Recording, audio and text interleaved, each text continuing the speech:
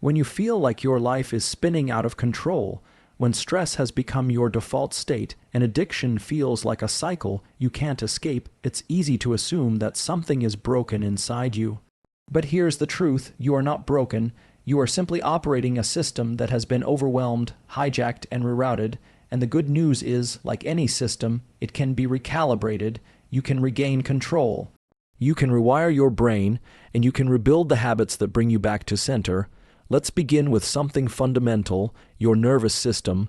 This is the command center for how you respond to the world, how you process stress, temptation, cravings, and reward. When we talk about stress or addiction, what we're really talking about is dysregulation in this system. We're talking about a brain that has adapted, yes, adapted, to a pattern of coping, even if that pattern is destructive. And adaptation, by definition, can be redirected. Stress is not inherently bad. Acute stress, in fact, is necessary for growth, alertness, and survival. But when stress becomes chronic, when your body and brain never leave the high alert state, it starts to erode your cognitive flexibility. You stop choosing your responses. You start reacting from instinct. You snap, you numb. You reach for what soothes you, even if it hurts you in the long run. That's where addiction thrives.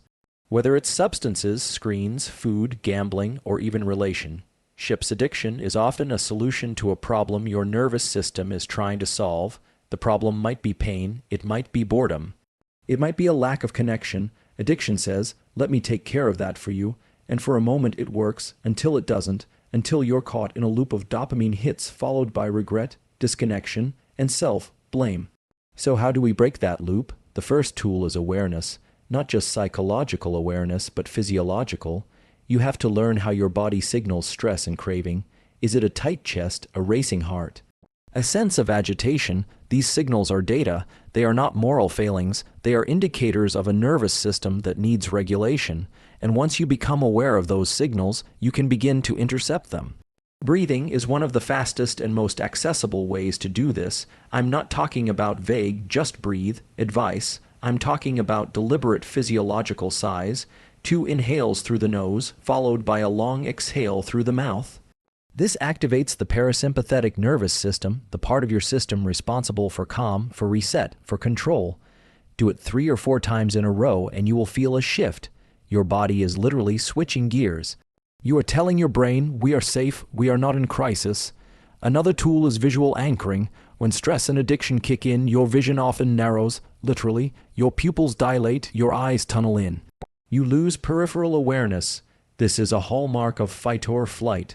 So one simple technique is to consciously broaden your gaze.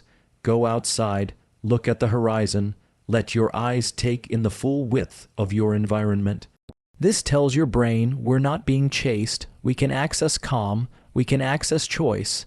Let's move into the realm of neuroplasticity, the brain's ability to change itself. You are not hardwired for stress or addiction. You are habit-wired, and habits can be rewired through repetition, intention, and consistency.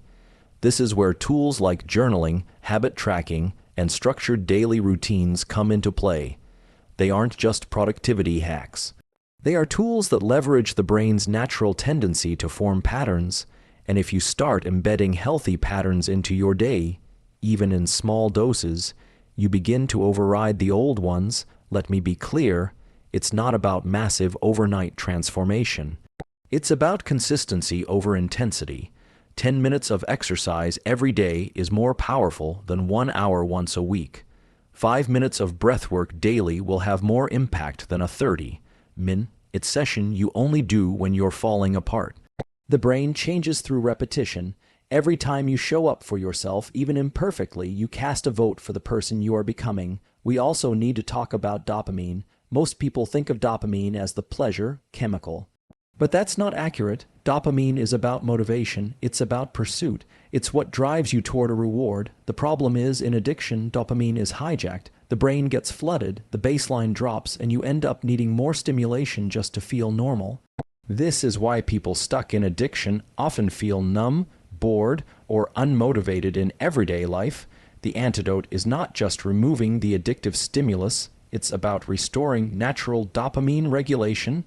One way to do this is through intermittent dopamine fasts. That doesn't mean sitting in a dark room doing nothing.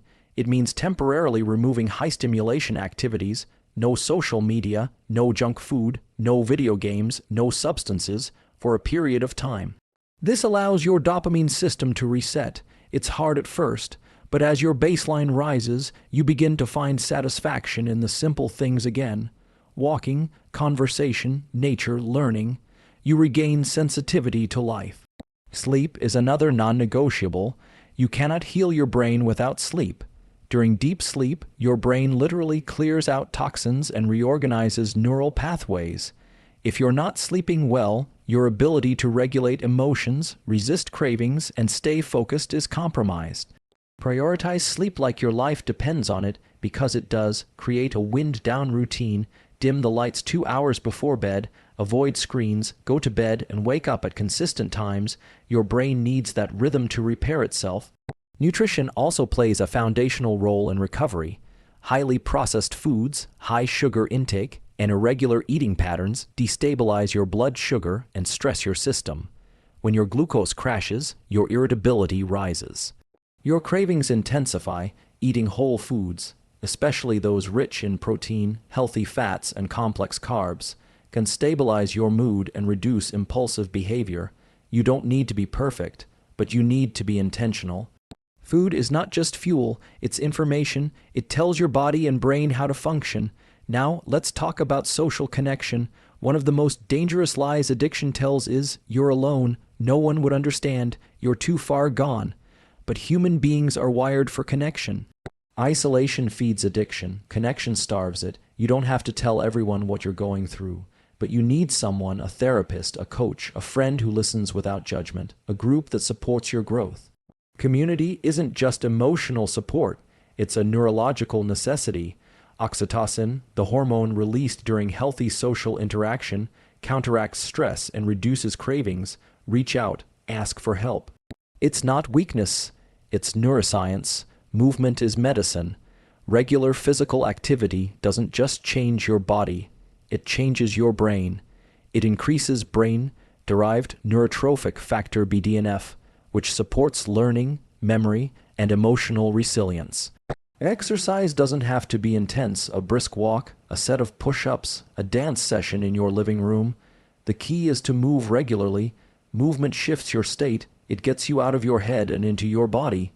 And when your body is engaged, your mind becomes more flexible, more hopeful, more focused. Here's something else that matters: purpose. You need a reason to stay on the path. It doesn't have to be grand or perfect.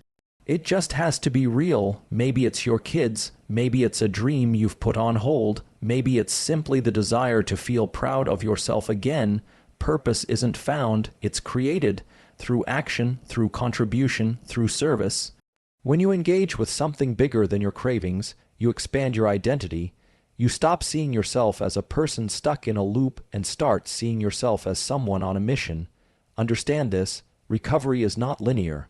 You will have setbacks, you will have days when your brain screams for relief, but those are the days when the work matters most, because every time you choose presence over escape, you're rewiring. Every time you respond with a tool instead of a trigger, you're regaining control.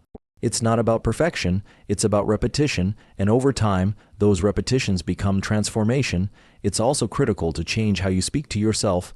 If your inner dialogue is filled with shame, guilt, and self-hate, you are reinforcing the very patterns you're trying to break. Talk to yourself like someone you're responsible for, like someone who matters, because you do, and the more you practice self-compassion, the more resilient your nervous system becomes. This isn't just soft talk, it's backed by data. Self-compassion lowers cortisol, increases heart rate variability, and strengthens prefrontal regulation. It gives you the internal environment you need to grow. Meditation and mindfulness are powerful allies in this process. You don't need to sit for an hour in silence. Even 2 minutes of focused attention on your breath, your body, or your surroundings can shift your brainwaves. You train your mind to observe instead of react. You create space between stimulus and response, and in that space, you find freedom. You learn that cravings pass, that thoughts aren't facts, that urges don't define identity. You learn to ride the wave instead of getting dragged under. Finally, be patient. Healing is not about speed, it's about direction. If you're moving forward, one breath, one decision, one day at a time, You are winning, even when it doesn't feel like it, even when progress is invisible. The brain is always listening, always learning, always adapting, and when you show up imperfect but consistent, you're giving it the message that change is possible. Because it is, you can regain control. You can rebuild your life. You can rewire your mind, one deliberate choice at a time. You also have to understand that the body and mind are not separate systems. They're deeply interlinked, communicating through biochemical and electrical signals all the time. When you start applying the right tools, even just one or two of them, you're not just feeling better, you're literally changing the architecture of your brain. You're influencing how neurons fire, how hormones are released, and how circuits in the prefrontal cortex, the seat of decision, making, and willpower, function. This means that over time, what felt impossible to resist starts to lose its grip. What once felt automatic becomes interruptible, and that's the goal, to create enough space in your mind so you can make a conscious choice instead of running an unconscious script. One of the most overlooked elements in recovery is the role of internal narrative. The story you tell yourself about who you are, what you're capable of, and where you're headed acts as a kind of internal programming language. If that narrative is filled with self, defeat, limitation, and shame, then your brain will orient itself to confirm that story.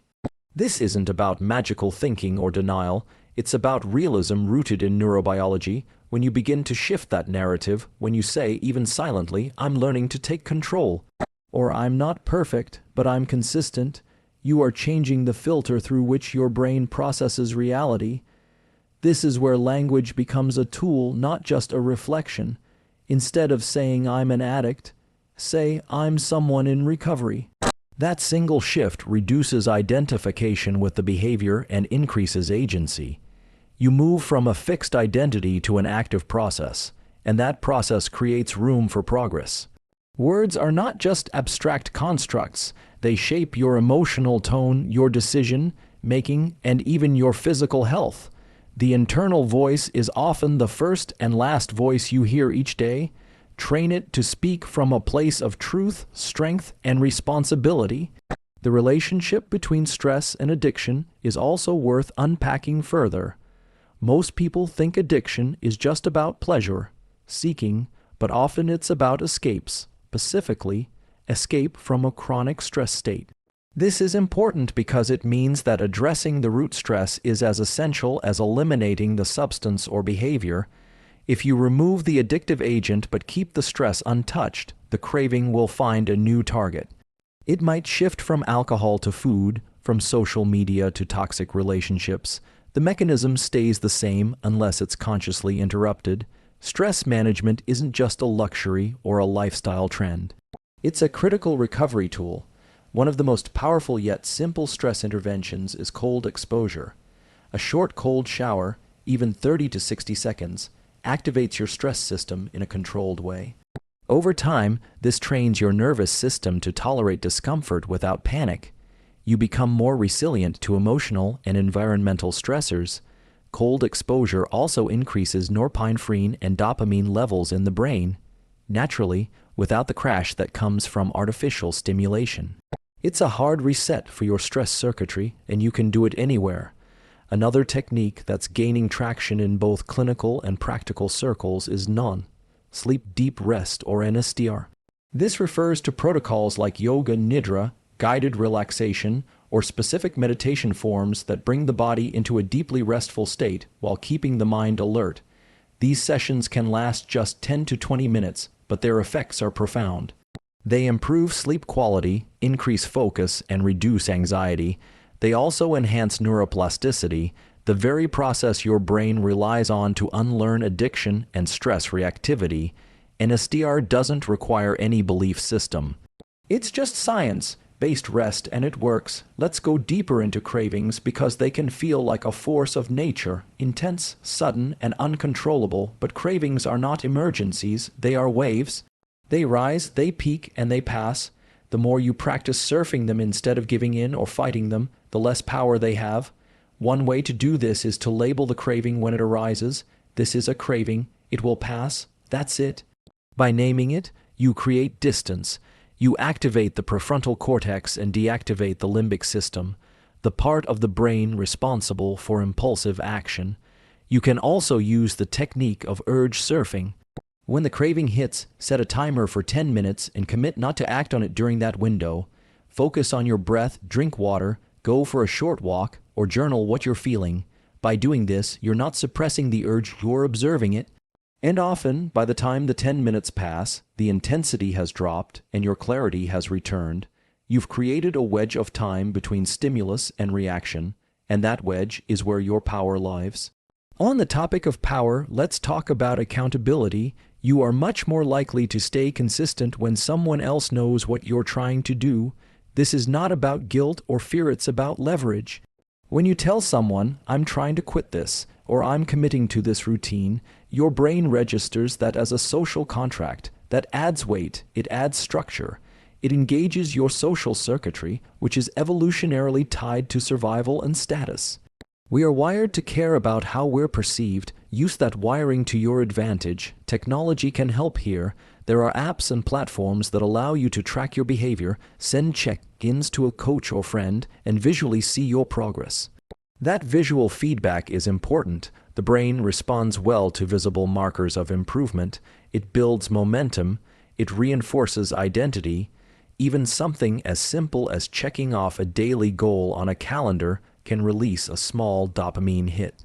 That's not trivial, that's reinforcement, and over time, those small wins add up to big changes. Another pillar is meaning. This goes beyond purpose. It's about making sense of the struggle. When you can assign meaning to your experience, when you can say, this challenge is shaping me, or there's something I'm learning here, you move from victimhood to authorship. That doesn't make the pain disappear, but it gives it shape. It gives it context, and the human brain can tolerate almost any discomfort if there's a perceived reason behind it. Meaning converts suffering into growth. There's also a time dynamic to recovery. Most people overestimate what they can change in a week and underestimate what they can change in a year. Think of your brain as a muscle.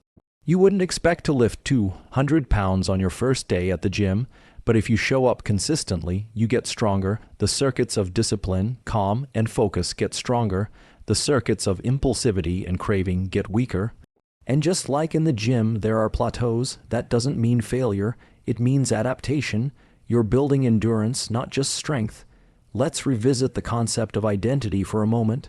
One of the deepest forms of change happens when you no longer act as if you're someone different, but you actually see yourself that way. If you see yourself as a person who is disciplined, you act in alignment with that belief. If you see yourself as a person who is helpless, you act accordingly. Identity is shaped through repeated action. You don't have to wait until you feel like a new person. You begin by behaving like one, and eventually the feeling catches up with the behavior. Keep your environment in check too. Your brain is constantly responding to cues, what it sees, hears, and smells. If you're in an environment that triggers stress or reminds you of your addiction, your brain will default to old patterns. Change your environment where you can, rearrange your space, eliminate triggers, add visual cues that support your goals, a journal on the table, a water bottle within reach, a reminder on the mirror. These small adjustments create a landscape of support. Sunlight exposure is another key element, especially first thing in the morning. Natural sunlight in the first hour of waking up resets your circadian rhythm. It increases alertness, improves mood, and anchors your sleep-wake cycle. This is especially important in recovery because disrupted sleep often feeds into daytime fatigue and nighttime cravings. Even 10 minutes of morning sun can recalibrate your system. If you can't get sunlight, use a bright light therapy box. Again, the principle is to work with your biology, not against it. Finally, understand that neuroplasticity, the brain's ability to change, is always happening. Every choice you make, every habit you reinforce, every time you reach for a tool instead of a trigger, you are sculpting your brain. This is not a metaphor, it's measurable. Neurons that fire together wire together. What you practice becomes what you perceive. What you repeat becomes who you are. You are not stuck. You are learning. You are adapting. You are evolving. The brain is on your side if you give it the inputs it needs. And when you do that, day by day, with clarity and consistency, the brain gives back something even more powerful than relief. It gives you back your life. One of the most underestimated aspects of recovery is how vital consistent routines are not just for stability, but for reshaping the brain's operating system. When you engage in a regular routine, especially in the early morning hours, you're doing more than keeping yourself occupied. You're providing your nervous system with predictability, and that predictability down-regulates anxiety. It brings down cortisol, it keeps adrenaline in check, and it sends a message to your body and brain, I am safe, I am in control. That feeling of internal safety is not a luxury. It's foundational for any kind of transformation. Because if your nervous system feels under siege, no amount of logic or willpower will override the stress loops. You can't access higher order decision making in a state of perceived threat. This is why small rituals repeated daily become so powerful. It could be something as simple as waking up and immediately hydrating, stretching for 5 minutes, stepping outside for natural light exposure, or journaling a single sentence about your intention for the day. These aren't gimmicks, they're inputs. They're signals to the brain that reinforce a different identity, one of agency, not addiction. They quiet the noise. They make space for discipline to emerge not from punishment, but from structure. And structure is not restriction, it's freedom. Within it, the brain doesn't have to waste energy guessing or reacting. It can begin to repair. It can start to build. Let's also explore the value of deliberate movement. Physical exercise isn't just good for the body. It's neurochemically essential for breaking the cycle of addiction and chronic stress. When you engage in moderate intensity movement, say 20 to 30 minutes of brisk walking, weightlifting, or cycling, you trigger a cascade of beneficial effects. Dopamine levels rise naturally, but not in the volatile, jagged pattern that substances produce. Instead, you get a more sustained, gradual increase, which supports focus, mood, and motivation. More importantly, the baseline level of dopamine begins to reset. And that's crucial in recovery because addiction lowers that baseline. It teaches the brain to expect spikes. Exercise retrains it to stabilize. Movement also increases brain-derived neurotrophic factor BDNF, which is like fertilizer for neurons. It enhances neuroplasticity, it improves learning, it makes your efforts more sticky, so when you combine movement with new learning, whether that's reading, journaling, therapy, or coaching, you're actually wiring those new lessons more deeply into the fabric of your brain. You're making change less about inspiration and more about integration, and it doesn't require a massive time investment, just consistency, just intention, just repetition. Sleep must be prioritized because it's when your brain performs its highest levels of repair and recalibration. When you sleep, your glymphatic system clears out metabolic waste, and your memory centers consolidate new habits and experiences. If you're skipping sleep or disrupting it with late night screen time or inconsistent bedtime routines, you're not just tired, you're eroding your brain's ability to regulate emotions, impulses, and cravings. And in recovery, that's a dangerous equation. Sleep is not optional, it is recovery. Aim to anchor your wake-up time even more than your bedtime and ensure light exposure early in the day to reinforce that circadian rhythm. Avoid stimulants late in the day. Keep the room dark, cool, and quiet. These are not minor hacks, they are essential leverage points. Nutrition also plays a role. When blood sugar levels spike and crash due to high sugar, low fiber, or high processed food consumption, your mood follows that same volatile rhythm. That instability increases vulnerability to stress and cravings. The brain needs steady fuel, complex carbohydrates, quality fats, proteins, micronutrients like magnesium, zinc, and omega-3s. These are the raw materials your neurotransmitters are built from. Without them, no amount of motivation will be sustainable. Eating for recovery means eating to regulate, not to restrict, not to punish, but to stabilize. That stability becomes the platform for choice. It's also essential to understand that you're not broken, and you never were. The behaviors you developed, whether they were addictive, compulsive, or reactive, emerged as adaptive responses to stress, pain, or unmet needs. Your brain did exactly what it was designed to do. It found a way to cope. But what helped you survive yesterday might be hurting you today. That doesn't make you weak. It makes you human, and recognizing that gives you a different stance, not one of shame, but one of strategy. The question is no longer what's wrong with me, but what do I need to change the pattern? That question opens doors, it engages curiosity, it moves you toward action. One often underused yet powerful strategy is mental rehearsal.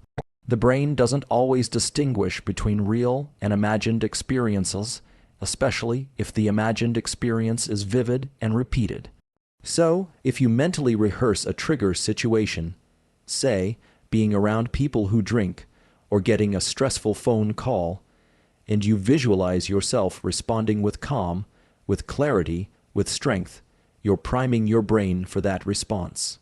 You're creating a map. Then, when that situation actually happens, your brain doesn't default to chaos, it follows the map. This is what athletes, performers, and surgeons do. It's a cognitive skill, and anyone can build it. Breathing techniques are another tool for immediate regulation. When stress surges, your breath becomes shallow and fast. That reinforces the stress signal. But if you intervene with specific breath work, you can override that loop. One method that's especially effective is the physiological sight. Quick inhales through the nose, followed by a long, slow exhale through the mouth. This mimics a natural breathing pattern we use during sleep and helps offload carbon dioxide, slow the heart rate, and return the nervous system to baseline. It's not meditation, it's not mystical, it's biological control over a runaway system. Use it in the moment, use it preemptively, teach your body what calm feels like so it stops defaulting to panic. Community matters more than most people realize. Isolation is one of the most dangerous states in recovery. Not because you're weak without others, but because your nervous system is wired for connection. From an evolutionary perspective, being alone was a threat. The body responds accordingly. Stress hormones rise, inflammation increases, immune function drops. But when you're around others, especially safe, non-judgmental, growth-oriented people, your system calms, oxytocin increases, trust builds, insight deepens. You don't need dozens of people, just one or two you can be real with. People who support your values, not your vices. If in-person connection isn't always available, lean into digital support. Join online communities, listen to recovery-focused podcasts, attend virtual groups. Exposure to positive recovery, affirming voices shapes your mindset. You start to absorb different language, new beliefs, more empowering frameworks. This is how you recondition your thinking, not by force, but by saturation. What you surround yourself with, you become. Make that environment intentional. A powerful shift also happens when you begin to track progress across multiple dimensions, not just whether you abstained from the addictive behavior, but how you felt emotionally, how your energy was, what you learned, where you succeeded in a small way. The brain responds strongly to evidence of improvement. Keep a journal, use voice notes, make a visual board, collect proof that you're changing because you are, and when doubt hits, and it will, you'll have a record to lean on. Something concrete, something earned. Let's talk about emotional literacy too. Many addictive patterns are rooted in emotional suppression. If you never learn to name or sit with feelings like grief, loneliness, boredom, or anger, your system defaulted to numbing or distraction. Recovery requires learning that emotions are messengers, not enemies. Feelings are information. They don't have to be acted on or fixed. They have to be felt. That might mean learning to journal without censoring. It might mean sitting in silence for 5 minutes and just noticing. It might mean crying without apology. Emotional regulation isn't about always feeling good. It's about feeling fully and still choosing your response. One deeply transformative practice is service. When you help someone else, even in a small way, you activate circuits in the brain related to meaning, purpose, and connection. You break the feedback loop of self-centered suffering. You start to see yourself not just as someone recovering, but as someone contributing. That reframes your identity. It builds esteem, and it deepens commitment. You're not just staying sober or managing stress for yourself anymore. You're doing it so you can show up better for others. That motivation hits different. It sustains, it scales. Another layer of this work is forgiving yourself, not in a casual, dismissive way, but through honest reflection, deep compassion, and responsibility. You made choices you regret, you hurt people, you hurt yourself, but if you stay locked in shame, you paralyze change. Forgiveness doesn't erase consequences, it releases chronic guilt so you can rebuild with clarity. You can't lead a future if you're chained to the past. Make amends where you can, learn the lesson, and let yourself move forward. You are not defined by your lowest moment. You are shaped by what you do next. And what you do next matters because you don't need a perfect plan, you need a process, you don't need to feel ready, you need to begin. Action precedes clarity, momentum builds belief, and belief rewires your biology. You're not here to just survive stress or addiction, you're here to evolve through it, to become someone who is calm under pressure, steady in storms, and resilient beyond imagination. That version of you isn't a fantasy. It's a direction, and you walk toward it one choice at a time, one tool at a time, one breath at a time. Recovery is not a single decision. It's a daily recommitment. And the tools you've now heard about: routines, movement, sleep, nutrition, breathwork, connection, reflection, and service are not quick fixes. They're foundational practices that reshape your biology and your identity over time. You are not at the mercy of your past or your impulses. You have a brain capable of change, a body designed to heal, and a mind that can be trained to lead. You don't have to wait to feel strong before you act. Your strength is built through your actions. Start small, stay consistent, choose structure over chaos, choose growth over comfort, and most of all, choose to believe that your story is still being written and the pen is in your hand.